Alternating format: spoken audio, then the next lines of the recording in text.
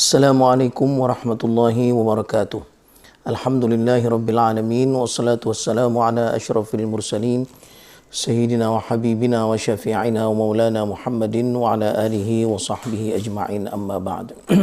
Faqad qala Allah ta'ala fi muhkami tanzilihi wa huwa asdaqul qailin. A'udzu billahi minasy syaithanir rajim. Yarfa'illahu alladhina amanu minkum walladhina utul ilma darajat. Sadaqallahul azim. Wa qala sallallahu alaihi wasallam, man yuridillahu bihi khairan yuwaffiqhu fid din. Sadaqallah wa sadaqa Rasulullah sallallahu alaihi wasallam. Para asatidzah, para wali murid dan para simpatisan Azhari Islamic School di Gorontalo. Alhamdulillah pada siang hari ini kita dapat bertemu walaupun melalui Zoom, namun mudah-mudahan tidak mengurangi keberkahan dari acara pertemuan kita pada siang hari ini. Saya akan memaparkan sedikit mengenai Al-Azhar atau Azhari Islamic School dan kurikulum Azhari Islamic School ini. Yang pertama, bahwa Azhari Islamic School adalah sekolah cabang dari Al-Azhar Kairo, Mesir, yang sejak tahun 2004 sudah mulai berkembang, mulai didirikan di Jakarta. Alhamdulillah sampai saat ini Azhari Islamic School sudah sampai ke jenjang SMA. Oleh karena itu maka mudah-mudahan Azhari Islamic School ini akan terus berkembang, terutama di Gorontalo ini. Selanjutnya saya ingin menjelaskan bahwa Azhari Islamic School ini dibangun atas dasar keterpaduan, integrasi, at-takamul antara al-ulum ad-diniyah wal-ulum al-ammah. Bahwa keterpaduan atau integrasi antara ilmu agama dengan ilmu umum itu adalah satu syarat mutlak untuk pengembangan pendidikan Islam. Saya kira sepakat bahwa ilmu agama adalah ilmu yang menjadi core atau yang menjadi landasan utama dalam pendidikan Islam. Kita sepakat juga bahwa Al-Quran dan hadis adalah dua itu yang ditinggalkan oleh Rasulullah SAW. Taraktu fikum ma in tamassaktum bihi lan tadillu abada, kitab Allah wa sunnat rasulih. Ada dua yang ditinggalkan oleh Rasulullah SAW yang apabila kita benar-benar menjalankannya, kita benar-benar memegangnya, maka itu akan menjadi keselamatan bagi kita. Tidak akan tersesat kita. Ada dua, yaitu apa? Al-Quran dan As-Sunnah. Oleh karena itu ini menjadi core dalam kurikulum Azhari Islamic School dan kemudian diintegrasikan dengan ilmu agama. Kenapa? Karena memang ilmu agama dan umum itulah adalah sejak dahulu, sejak masa keemasan Islam, itu semua mereka, para ulama-ulama tersebut mempunyai ilmu yang terintegrasi antara ilmu agama dengan ilmu umum.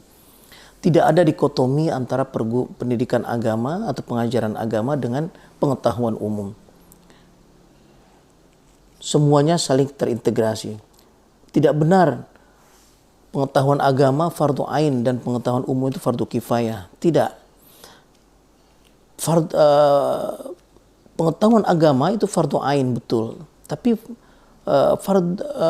pengetahuan umum, dasar-dasar pengetahuan umum itu adalah fardu kifayah, fardu ain juga. Artinya pengetahuan dasar itu adalah menjadi keterpaduan antara ilmu agama dengan ilmu umum. Baik agama ataupun umum, hukumnya fardu ain, tapi adalah yang pengetahuan dasarnya. Sedangkan pengembangan keduanya itu baru fardu kifayah. Semua pengetahuan agama ataupun pengetahuan umum itu adalah ilmunya Allah Subhanahu wa taala. Oleh karena itu maka Azhari Islamic School ini adalah sekolah yang mengintegrasikan antara pengetahuan umum dengan pengetahuan agama, tapi secara menyeluruh, secara komprehensif. Ya. Sekarang mengapa Al-Quran itu menjadi core-nya, menjadi pusatnya? Ya. Ada banyak penelitian bahwa Al-Quran itu bisa mencerdaskan anak. Ada penelitian orang ya, manusia namanya seorang alim ulama namanya Qura 81, ada Suwaidi tahun 1992, ada Maghamis tahun 92 dan Berkandi pada tahun 92 juga, bahwa Al-Quran itu dapat mencerdaskan anak dalam belajar membaca kitab, membaca Arab, bahasa Arab ya, dalam penyebutan huruf, dalam gramatika, dan kecepatan membaca serta pemahaman yang sempurna. Jadi dengan anak yang menghafal Al-Quran atau dengan punya Al-Quran, pengetahuan Al-Quran yang bagus, yang baik, itu akan dapat membantu kecerdasan mereka dalam belajar bahasa Arab. Kemudian Al-Quran itu dapat mencerdaskan anak di bidang ilmu pengetahuan lain, pengetahuan umum misalnya, baik agama maupun umum. Jadi anak-anak yang hafal Al-Quran itu atau yang Al-Qurannya baik, itu pasti ilmu umumnya pun itu akan menjadi sangat mudah bagi mereka. Matematikanya, kimianya, biologinya, IPA-nya misalnya, itu akan menjadi mudah bagi mereka. Banyak sekali itu kita saksikan bahwa anak-anak yang hafal Al-Quran itu pasti dia selalu menduduki ranking pertama itu dalam kelasnya ya. Kemudian Al-Quran itu dapat mencerdaskan akidah, ibadah, akhlak, dan perilaku sosial anak. Jadi anak-anak yang hafal Al-Quran atau belajar Al-Quran dengan baik, itu akidahnya akan terlindungi, akan sempurna, ibadahnya juga akan baik, akan bagus, karena sekalipun misalnya dia sholat atau dia puasa, dalam hatinya sudah ada Al-Quran ya. Jadi membaca Al-Quran dalam sholat itu bisa membaca Al-Quran dengan baik dan lain sebagainya. Akhlaknya juga, perilakunya itu dengan sendirinya dia akan memperbaiki akhlak mereka. Kenapa? Karena orang yang hafal Al-Quran itu mereka selalu sadar gitu bahwa mereka itu adalah orang yang banyak menghafal Al-Quran. Maka tingkah lakunya, perilakunya itu akan selalu perilaku yang baik. Ada beberapa faktor yang mempermudah menghafal Al-Quran. Yang pertama adalah usia dini. Jadi 4-11 tahun itu adalah the golden age, ya, adalah suatu rentang usia yang sangat baik, yang sangat bagus untuk menghafal Al-Quran. Ya. Jadi usia 4 tahun itu udah bisa diajarkan Al-Quran, menghafalkan Al-Quran. Ya, usia TK misalnya, nah, Azhari Islamic School di Gorontalo ini itu sudah bagus sekali, dari mulai TK-nya sudah mulai diajarkan menghafal Al-Quran tersebut. Ya. Mereka anak kecil itu sangat mudah sekali, memorinya sangat bagus sekali, besar sekali dan bersih sekali. Apapun yang dia hafalkan itu akan melekat ya, akan melekat sampai seumur hidupnya dan cepat sekali. Terbukti bahwa mereka tanpa konsentrasi itu bisa menghafal. Mereka menghafal lagu-lagu itu sambil bermain, atau ketika bermain mendengar sesuatu maka selalu dihafal. Mereka berbicara, belajar bicara juga itu adalah karena menghafal. Dia dengar apa yang dikatakan oleh orang sekelilingnya, ayahnya, ibunya, kakak adiknya, ya, maka langsung dia mendengar dan dia bisa langsung menghafalnya. Maka Al-Quran juga kalau diperdengarkan setiap hari, diperdengarkan sejak dini, sejak 4 tahun tersebut, itu dapat mencerdaskan dan dapat mereka menghafalnya dengan baik. Kemudian kita juga harus bertahap menghafalkan Al-Quran ya, dari surah yang pendek ke surah yang lebih panjang. Oleh karena itu di Azhari Islamic School ini kita mengajarkan Al-Quran mereka dari kelas 1, dari kelas 1 SD itu ya, dari belakang, dari An-Nas, dari surah An-Nas terus ke atas ya. Jadi kami di Azhari Islamic School ini Al-Qurannya, menghafal Al-Qurannya adalah di tingkat SD sebanyak 18 juz. gitu. Kemudian nanti di SMP-nya 6 juz dan di SMA 6 juz, maka seluruhnya akan mencapai 30 juz. 18 juz di SD ini itu harus bertahap. Bertahapnya adalah kelas 1 1 juz, kelas 2 2 juz, kelas 3 3 juz, kelas 4 4 juz. Itu maka kalau dihimpun kelas 5 4 juz, kelas 6 4 juz, maka semuanya akan menjadi 18 juz. Oleh karena itu maka mereka akan sangat memungkinkan untuk bisa menghafalkannya tersebut. Bagaimana caranya mereka menghafal atau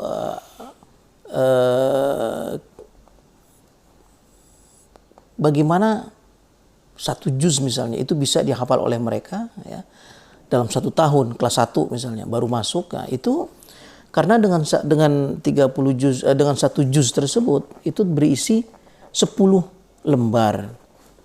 Kalau kita hitung saja misalnya 1 tahun itu adalah 10 bulan mereka belajar, maka 1 bulan itu akan dihafal oleh mereka itu 1 lembar ya. 1 lembar itu ada 2 halaman. Nah, setiap halaman itu ada 15 baris. Maka kalau 2 halaman berarti ada 30 baris ya. 30 baris itu untuk 1 bulan ya, mereka menghafalnya. Berarti 1 hari hanya 1 baris ya. Sangat-sangat bisa mereka untuk menghafalkannya. Oleh karena itu maka jangan pesimis, jangan takut ya. Nanti takut mereka tidak bisa menghafalkannya. Tidak, itu sudah dihitung dengan sebaik-baiknya bahwa setiap hari mereka perlu hanya menghafalkan 1 baris.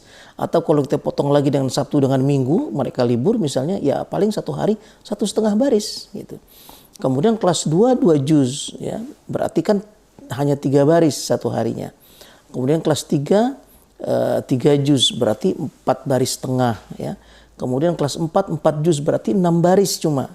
Tidak ada setengah, separuh halaman itu. Nah, kelas 5 kelas 6 sama, itu 4 juz 1 tahunnya. Berarti mereka akan menghafalkan setiap hari paling banyak itu cuma 6 sampai 7 baris ya. Oleh karena itu maka ini metode ataupun kurikulum Al-Qur'an yang sangat yang sangat terukur. Jadi insya Allah akan bisa dihafal oleh mereka. Bapak Ibu sekalian yang berbahagia, metode pengajaran Al-Quran itu yang paling baik adalah dimulai dengan menghafal, bukan membaca ya. Jadi mereka yang memulai menghafal Al-Quran, belajar Al-Quran dengan menghafal, itu akan lebih banyak mendapatkannya daripada mereka yang belajar membaca terlebih dahulu. Jadi jangan takut misalnya anaknya tidak bisa membaca Al-Quran, jangan takut. Jadi setiap ketika mulai belajar kelas 1 SD misalnya belum bisa baca Al-Quran, itu lebih bagus untuk menghafal, itu akan lebih cepat mereka. Kenapa? Karena mereka hanya akan mengandalkan 1 saja, memorinya saja. Kalau udah bisa membaca Al-Quran, dia akan mengandalkan 2, memorinya dengan membacanya. Kita sekarang ini ya, itu karena sudah bisa membaca Al-Quran, maka agak sulit untuk menghafalkan Al-Quran. Tapi mereka yang masih kecil, yang belum bisa membaca Al-Quran itu sangat mudah sekali mereka untuk menghafalkan Al-Quran tersebut ya. Mereka yang hafal 30 juz dalam waktu masih usia 12 tahun, 10 tahun ya, itu banyak yang mereka itu memang nggak bisa baca Al-Quran gitu. Membacanya tidak bisa, tapi kalau menghafalnya itu bisa ya. Kemudian yang paling baik itu metode mengajarkan Al-Quran atau belajar Al-Quran itu adalah metode talaki. Talaki itu adalah metode yang langsung kepada gurunya. Ya, jadi guru membacakan, kemudian murid mengikutinya mengikutinya bacaan tersebut. Dan ini metode yang dilakukan oleh Rasulullah SAW dengan malaikat Jibril alaihissalam. Beliau setiap saat itu langsung mendapatkan Al-Quran tersebut atau diajarkan membacanya itu oleh malaikat Jibril alaihissalam. Jadi metode terbaik adalah metode talaki tersebut. Maka di Azhari Islamic School ini kita menggunakan metode talaki. Saya kira di Gorontalo ini juga pasti sudah menggunakan metode talaki tersebut. Kemudian yang kedua, di Azhar Islamic School ini ada pengajaran bahasa Arab. ada pengajaran bahasa Arab. Bahasa Arab itu adalah bahasa Al-Quran. Ya, jadi untuk bisa memahami Al-Quran dengan baik, bahkan untuk bisa memahami agama dengan baik, ya, itu diperlukan seseorang yang bisa bahasa Al-Quran, yaitu bahasa Arab tersebut. Nah, pengajaran bahasa Arab di Indonesia kebanyakan itu menurut saya agak keliru, agak salah cara mengajarkannya. Ya, terutama apa? Terutama mereka mengajarkannya itu dengan harokat, ya, dengan berbaris, ada barisnya. Alif fathah a, alif kasrah i, alif dhamma u, a, i, u, ba, bi, bu, dan terusnya. Ini akan membuat mindset mereka, mindset orang itu bahwa bahasa Arab itu harus ada harokatnya baru bisa dibaca. Itu melanggar atau itu tidak sesuai dengan karakteristik bahasa Arab. Sebab karakteristik bahasa Arab itu tidak pakai harokat, tidak pakai syakal, tidak pakai baris. Ya, kalau kita ke Saudi Arabia misalnya, kita umroh misalnya, kita lihat semua tulisan bahasa Arab itu tidak akan ada harokatnya, tidak akan ada barisnya, kecuali Al-Quran. Nah, kalau orang tuh pasti harus ada barisnya. Tapi selain itu, mau buku, mau koran, mau apapun yang ada kita lihat ketika kita umroh tersebut, misalnya Al-Quran di sana, maka tidak akan ada barisnya. Ya, oleh karena itu, maka kita di Azhar Islamic School ini mengambil metode pengajaran bahasa Arab yang tanpa harokat ataupun tanpa syakal. Dan ini sangat efektif sekali dan terbukti mereka yang belajar dengan tanpa harokat tersebut dengan sangat cepat mereka bisa membaca bahasa Arab tersebut, ya, tulisan Arab tersebut, ya, dengan baik. Misalnya tulisan ba, ya, ta, misalnya ba, ya, ta. Itu kalau orang yang mengatakan bahasa Arab itu harus ada harokatnya, kalau ba, ya, ta ini tanpa harokat, dia tidak bisa baca. Karena dia pikir bisa terbaca bayata, bisa terbaca buyutu, bisa terbaca biyiti, ya, atau buyita, buyiti, biyuti. Banyak bisa terbaca. Itu tidak salah itu. Karena orang Arab itu ketika melihat tulisan B atau tulisan ba, ya, ta tersebut, itu mereka cuma baca cuma satu, yaitu bait saja, baitun saja. Nah, itu bisa kita ajarkan kepada anak-anak kita, ba, ya, ta tersebut adalah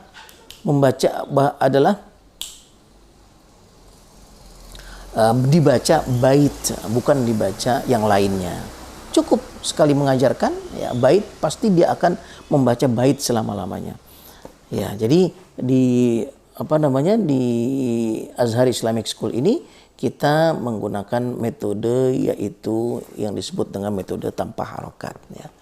Kemudian yang ketiga, metode pembelajaran Islamic Studies, ya, Islam, pendidikan Islam.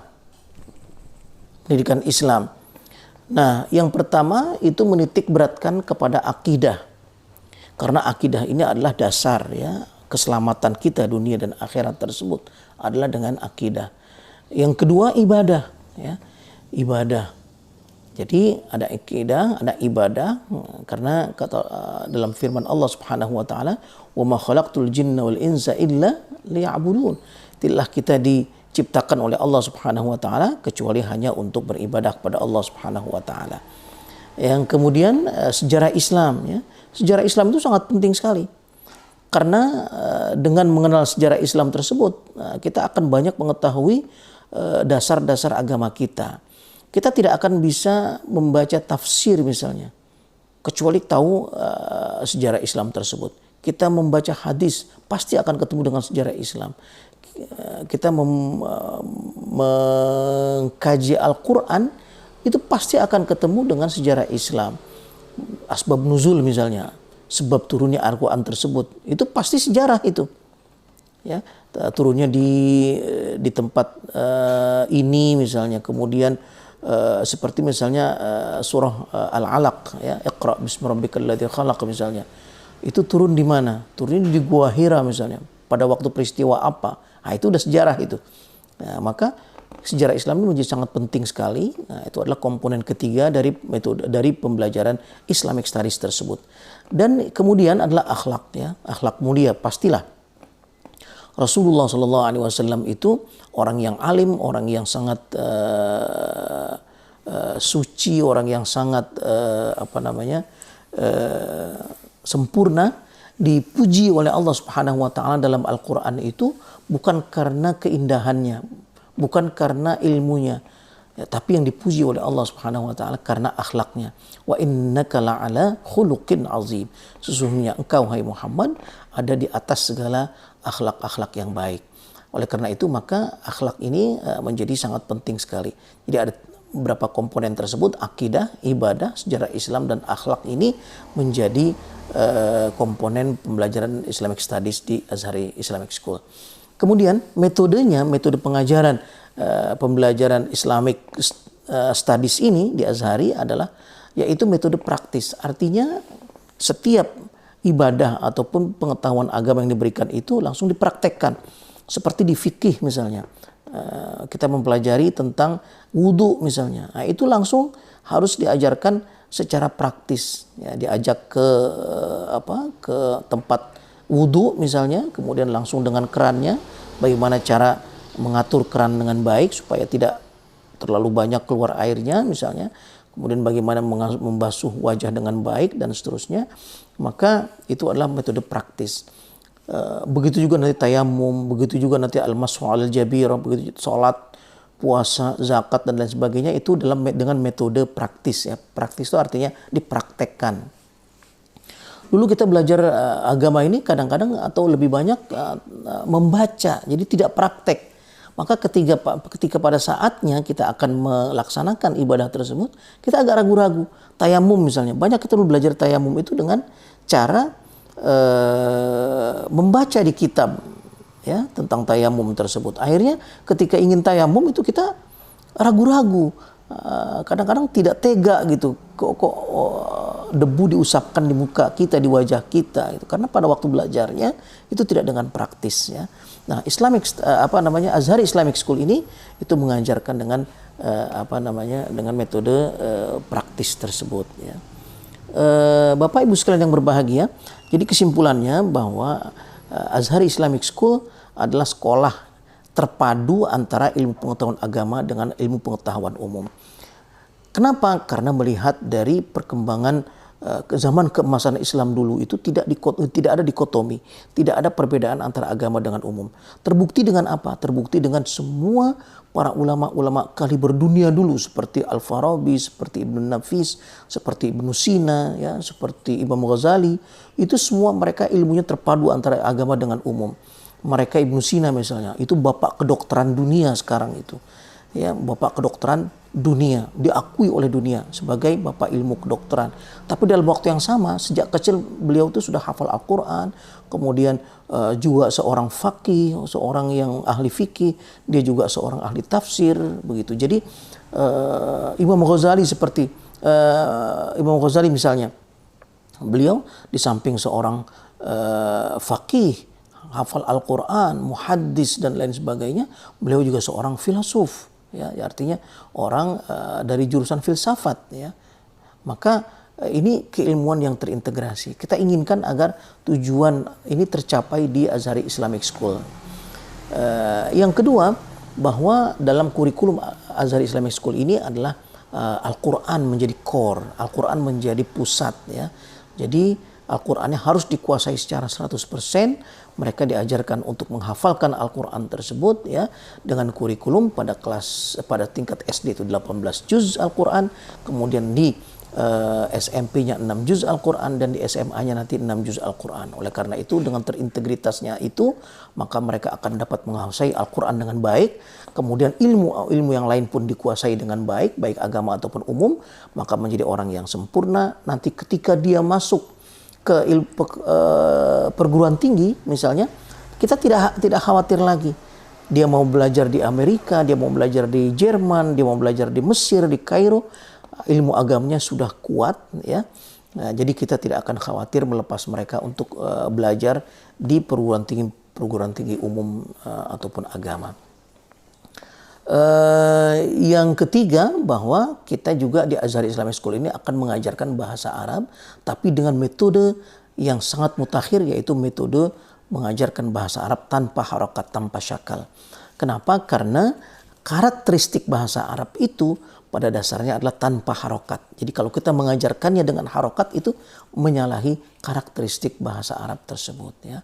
Dan yang keempat, bahwa kita juga mengajarkan Islamic Studies. Ya, Islamic Studies adalah ilmu agamanya, yaitu yang terdiri dari akidah, ibadah, kemudian fikihnya, ya, kemudian juga dengan sejarah Islamnya, dan kemudian dengan akhlak perilakunya.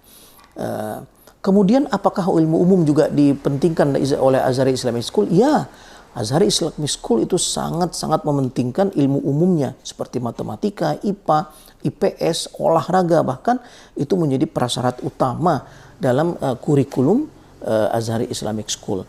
Dengan demikian maka kesempurnaan siswa-siswi kita itu akan dapat kita raih dengan integritas keilmuan antara ilmu agama dengan ilmu umum tersebut.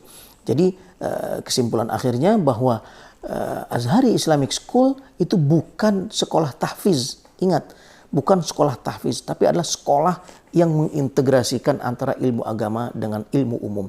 Bapak Ibu sekalian jangan khawatir dengan mereka banyak membaca Al-Quran, dengan banyak ilmu agama yang diberikan, nanti ilmu umumnya akan terbengkalai. Tidak.